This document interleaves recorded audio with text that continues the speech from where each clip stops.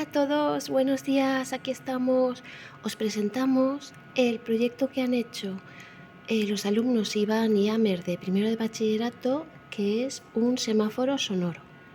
Tenemos los 3 LEDs, tenemos el sensor de sonido, tenemos la placa protoboard, donde enganchamos los terminales de los LEDs y las resistencias de protección, el piezo y nuestra placa Arduino.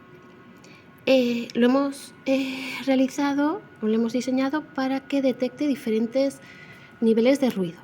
Y ahora que no hay mucho ruido, pues está encendido el LED verde. Cuando hay un poco de sonido,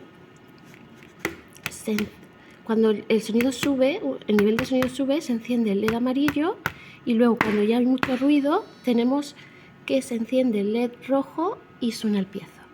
Enhorabuena a Iván y a Amer por vuestro trabajo. Fenomenal.